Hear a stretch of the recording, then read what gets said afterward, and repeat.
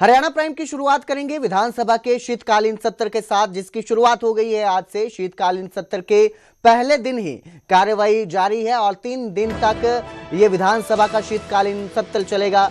18 से लेकर 21 तारीख तक ये सत्र चलने वाला है। 3 दिन का ये सत्र रहेगा। सत्र में वोट चोरी के मुद्दे पर हंगामे के आसार भी जो है वो नजर आ रहे हैं। वहीं सरकार के खिलाफ अविश्वास प्रस्ताव भी कांग्रेस लाएगी। तो आज पहला दिन है शीतकालीन सत्र का और विधानसभा सत्र की कार्यवाही जारी है। कार्यवाही की शुरू हो चुकी है ना, वो भी सही नहीं बन रही।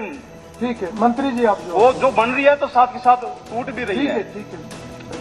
माननीय अध्यक्ष महोदय, मैं सबसे पहले माननीय मुख्यमंत्री का हृदय से धन्यवाद करना चाहूंगा कि मुख्यमंत्री ने इसके स्पष्ट दृष्टिकोण और दृढ़ नेतृत्व में जनहित में उनके दूरदर्शी निर्णयों के कारण आज राज्य की बुनियादी संरचना को मजबूत करने के नए आयाम स्थापित किए हैं।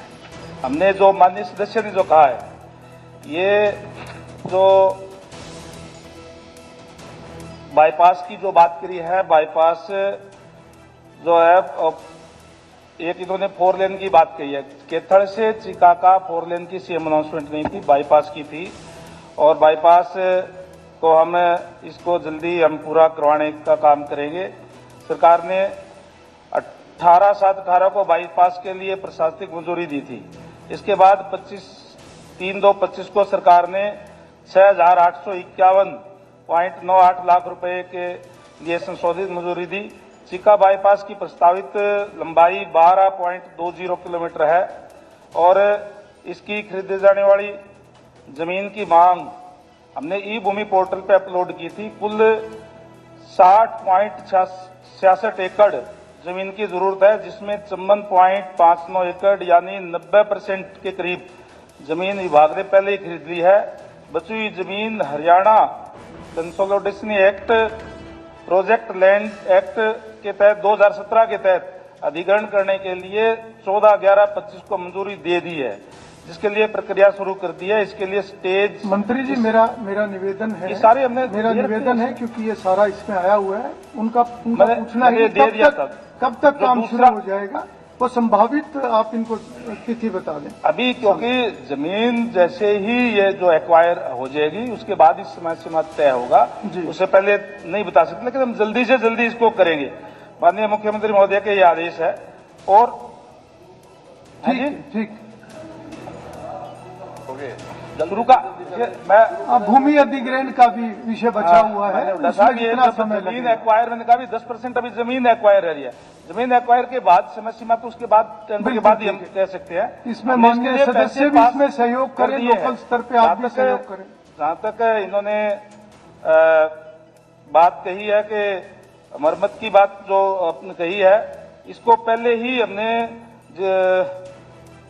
2 एजेंसियों को, अलग अलग एजेंसियों को दे दिया, जिनके नाम बसुई से डंडोटा से बसाऊपुर और बाऊपुर से अरनोली, पहले 2 हिस्सों में 31/3/26 तक और तीसरा 24/5/26 तक ये काम पूरा हो जाएगा।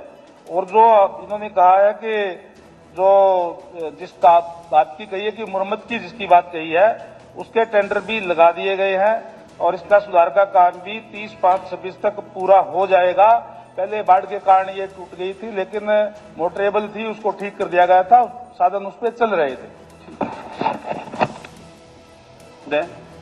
मैं आपके माध्यम से पूछना था कि जो हादसे घट रहे हैं, अब ये काम अगर 2-3 महीने पहले हो जाता, जी वो प्रक्रिया उन्होंने बता दी। नहीं, ये प्रश्न इससे जुड़ा हुआ है। नहीं, उन्होंने बता दिया, जो आपने पूछा उन्होंने बता दिया। प्रक्रिया चली हुई नहीं, उससे आगे क्या है वो नहीं, वो आपका प्रश्न नहीं बनता, सप्लीमेंट्री नहीं बनता। प्रमोद कुमार विज, प्रश्न नंबर 3। अध्यक्ष महोदय, ये मदर और चाइल्ड अस्पताल जो पानीपत में बन रहा है, उस पर सवाल जो किए हैं, तो सबसे पहले मैं बता दूं आपके जरिए से कि cost of construction 62 crore 37 lakh रुपए एस्टिमेट थी। अब आज तक इस पे कुछ 43 करोड़ 3 लाख रुपए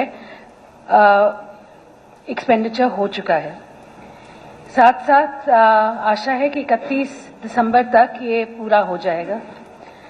और यहाँ पे 100 बिस्तर का अस्पताल बन रहा है, जिसमें सभी आउटपेशेंट और इनपेशेंट डिपार्टमेंट होंगे, जैसे ऑब्स्टेट्रिक्स और गायनोकोलॉजी और पीडियाट्रिक सर्विसेज, लेबोरेटरी के साथ इम्यूनाइजेशन के लिए अल्ट्रासाउंड, एम्बुलेंस, DIC, NRC वगैरह, और ये सभी चीजें मदर और चाइल्ड हॉस्पिटल पानीपत में मिलेंगी।